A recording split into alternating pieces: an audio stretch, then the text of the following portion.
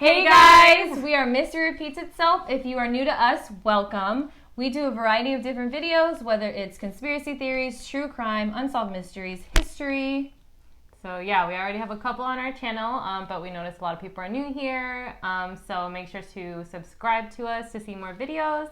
And we are also on Instagram, on TikTok. We have a blog, so we have it all for you. We'll link all of those right below.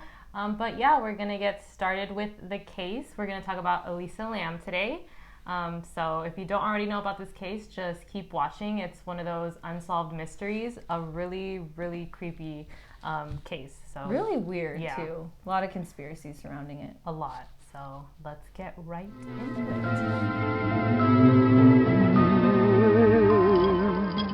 Okay, so today we're going to be talking about Elisa Lam. She was a 21-year-old Canadian student at the University of British Columbia in Vancouver. Her parents were immigrants, and they lived in Canada, obviously. We couldn't really find a lot about her. We do know that she had a blog where she posted like models and fashionable clothing, so she was into fashion, but she also did struggle from mental illnesses. And that was apparent in her blog. She wrote posts like that she's dropping out of classes because she relapsed. One of her posts said, "Depression sucks. I have no control over my emotions. I will be angry for 2 minutes and then sad again. I will be happy for half an hour and then I will be sad for half an hour and then happy again. So far, all I've done is lay on my bed and watch episodes of Chopped. I'm just waiting for it to pass." So she was diagnosed with bipolar disorder and depression. But according to her family, she never had any thoughts of any suicidal thoughts, any suicidal attempts. But yeah, she did suffer from that. So in January of 2013, Elisa actually took a trip to LA in California. She wanted to take a solo trip to the West Coast, which her parents were kind of apprehensive about letting her do that, but she was really persistent and she wanted to. It seems like she was very free-spirited. So she traveled around California on the Amtrak train, and she took inner city buses. And she made sure to check in with her parents daily to let them know that she was doing okay, that she was out there by herself. So yeah, she checked into the Cecil Hotel, and her roommates, when she checked in, she was given like a shared room. I'm not sure how it like worked. I know there was like bunk beds. Yeah. So it kind of seems like a hostel. Yeah, I was gonna say it almost reminded me of a hostel. Yeah, but it was the Cecil Hotel. So she had roommates, but they did complain about her. They complained about her odd behavior. They don't really explain like what she was doing, but the lawyer described it as certain odd behavior. So she was moved to her very own room after 2 days of being like with those roommates, because they just didn't feel comfortable with her being there. I wonder if it had something to do with like her disorder, if it was just like a bad day. Yeah. And like she was on a lot of medication, so that might have been part of the reason. Right. Who knows? But we think it's worth noting that the Cecil Hotel has a very notorious past for bizarre deaths, a ton of suicides, particularly people jumping out of the window to their death. Yeah. And also, there's been 2 known serial killers who've stayed there, one of which was Richard Ramirez, who's also known as the Night Stalker, and then Jack Unterweger, I think we're saying that right. I think he was from Austria, and they were known residents of the hotel at one point. So that's just kind of fishy that all of this odd stuff happens here for one building to have so much tragedy. It's just very interesting. It's a very sketchy hotel. Yeah. Would not recommend. And it's not in a gray area either. No. I think it's called Skid Row in LA. So, and it's known for like a lot of homeless people that hang around, drugs.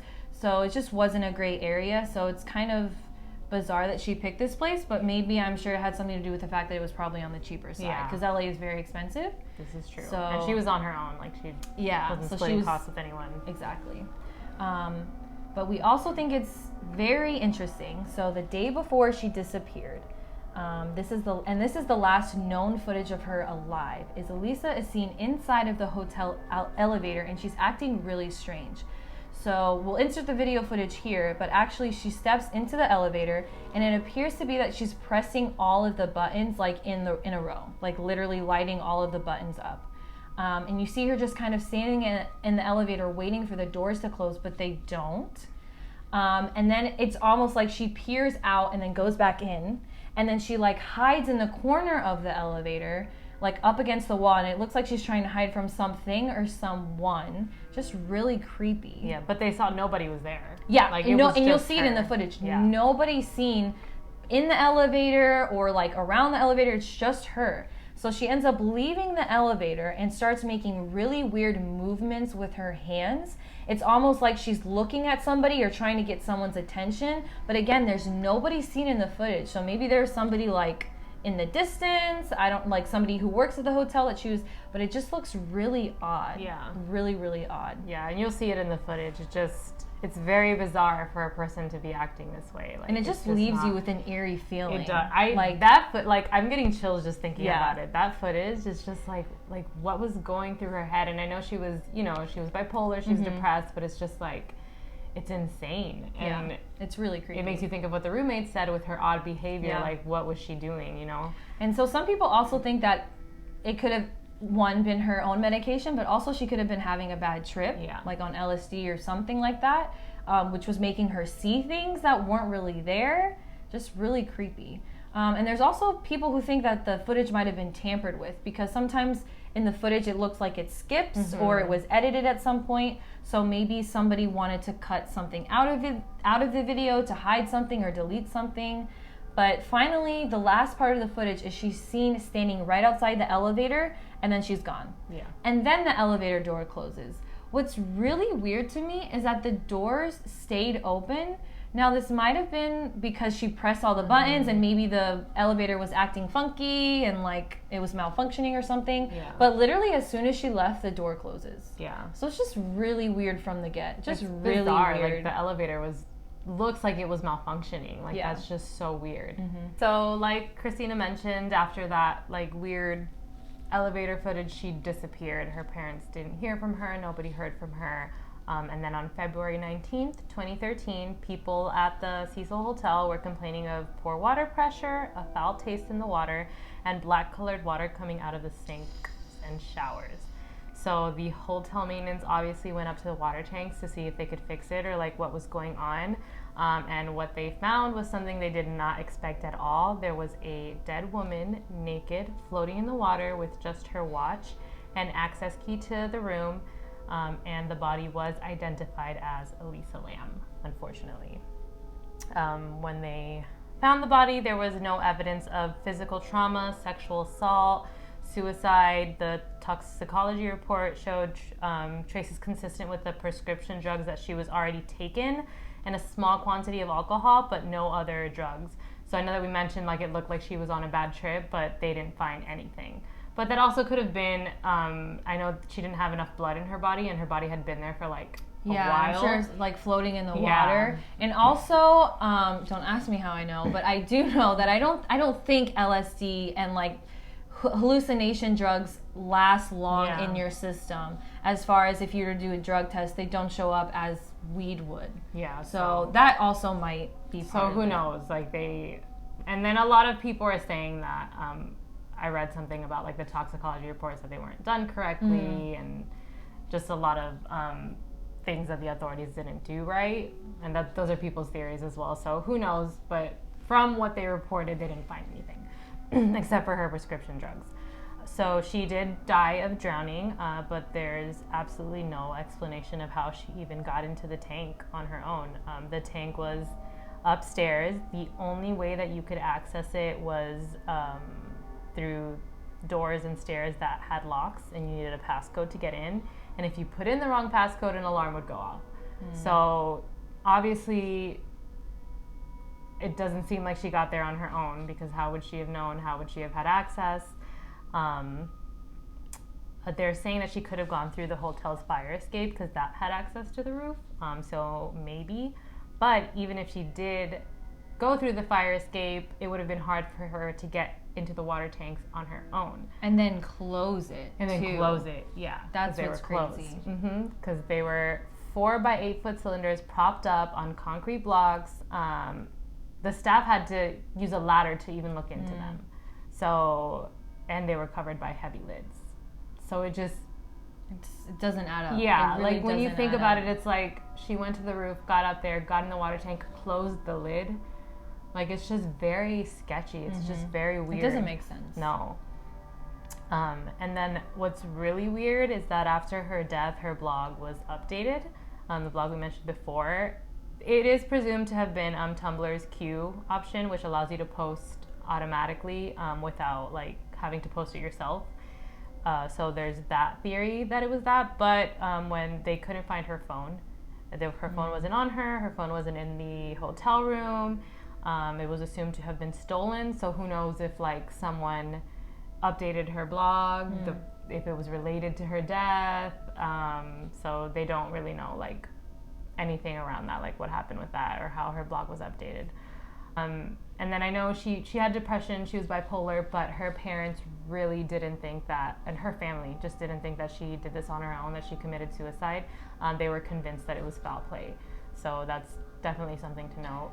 And honestly, with all of those other facts too, like how hard it would have been for her to get in the water tank, close it on herself, her phone's missing. Like there's just too many facts, I feel, that for it just to be an accident or suicide. It just doesn't make sense. It really doesn't make sense. It's weird. It's just everything, like the hotel footage, like just so there's bizarre. Too much. There's too much to this case. Yeah. If one thing happened, okay, but no, there's too many that doesn't add up. Yeah.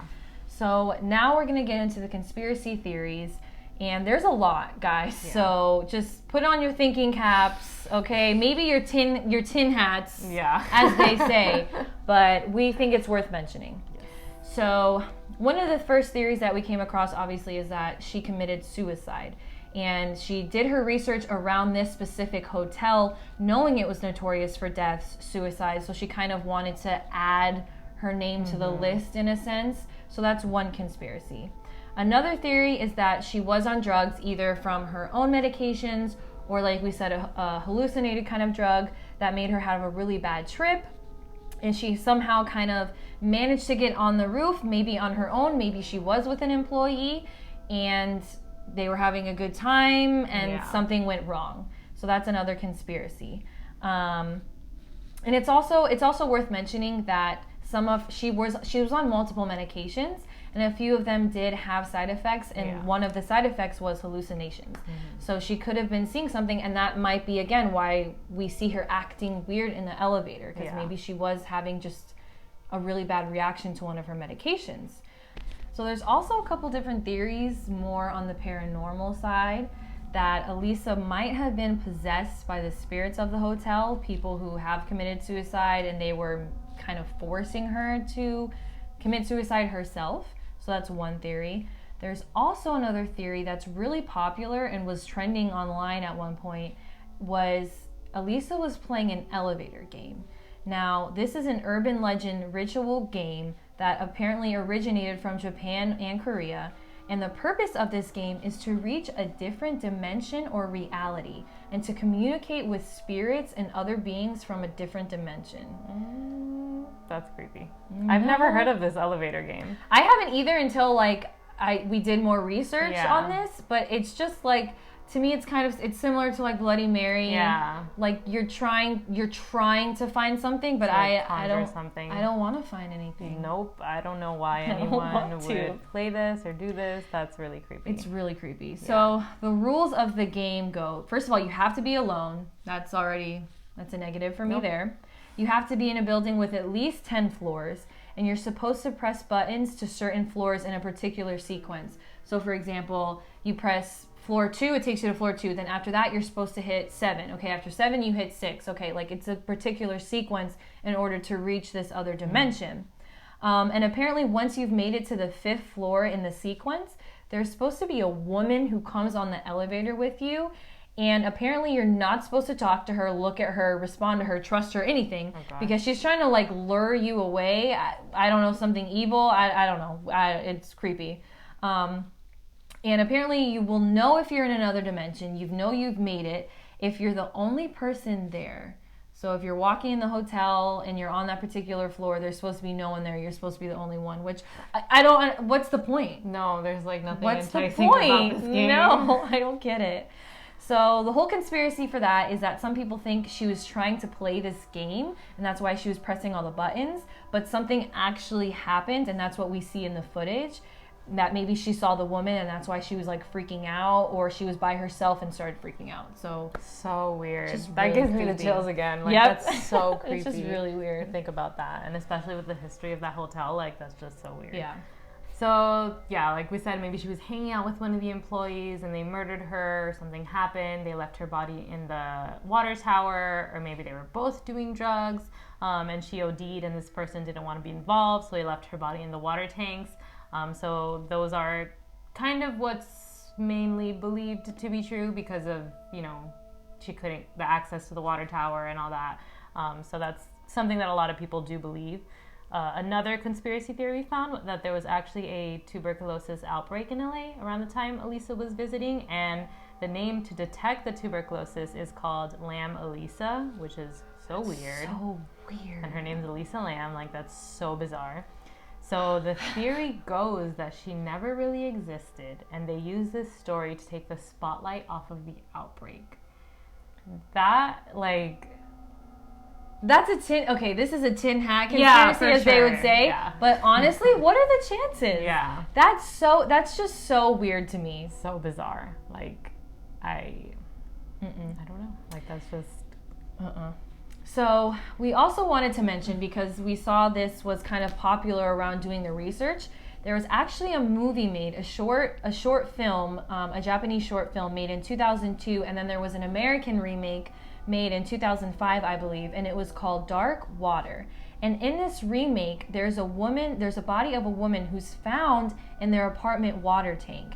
And the reason they found out was the same reason. Their water tasted weird, it was a weird color, and even weirder, the actress who plays in the Dark Water movie is seen wearing something extremely similar to what Elisa Lam is last seen in. We'll insert a picture here for you guys to see it, but that's so bizarre. Yeah. Like, so it's just really creepy. There's too many things to this case. There's too many things. Too many things. What do you believe? What do you think is the most? Honestly, I think the most likely theory is that she was probably murdered by, if not a hotel member, somebody who could get up there, maintenance.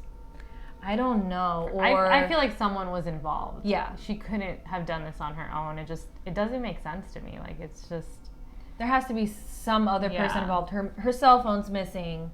Like, there's too many factors into it that make it weird. Yeah. I also don't rule out the paranormal theory. You don't? No. Personally, like, that hotel is sketchy. Like, I don't know. Maybe. Yeah, it makes you wonder why it's kind of still open. Right? Like do people stay there? Yeah, let us know if you've ever, if you're from LA, comment down below and let us know if you've been in it, you've been around it. And your stories. We would love to know. Yeah. So we also think it's really interesting to add that there's been a lot of shows and movies that have kind of used this story and added it to their narrative, kind of. So for instance, How to Get Away with Murder, in season 1, spoiler alert, I'm sorry, but Frank actually hides the body of the missing student in the water tower. Another one is, if you love American Horror Story, season 5, Hotel. That hotel is based off of the Cecil Hotel, and throughout the entire season, it's just people dying by spirits and ghosts of the hotel who once have died there on their own and are stuck there. So there's been just a lot of, this is a huge case, a huge story that people obviously use. Take inspiration from. Yes, and it's just really interesting and haunting, honestly. It really is. Like, when I first heard about this case, it's so chilling. It's like, and it's still unsolved. Like, nobody knows what happened to her. She, like, the family. I mean, they claim that the case is solved itself, but like, come on, like, there's obviously something more to it. But like Natalie said, like, when I first heard about this case, you just want to know more. I remember doing so much research, watching so many different videos to find out like any new information. Same. But really, there's not much background on her, like we said, and like, we're also only given the facts that were, stated. Yeah. So like, who knows? There might be more to it. I think they ruled it like accidental death, like not a suicide, but accidental death. So. Yeah, like, who knows? Like, there's just only the information we're given. A lot of people say the police work wasn't, done well, which they say in a lot of cases that are unsolved. So yeah, let us know what you guys think the most likely theory is. We'd love to know. And yeah.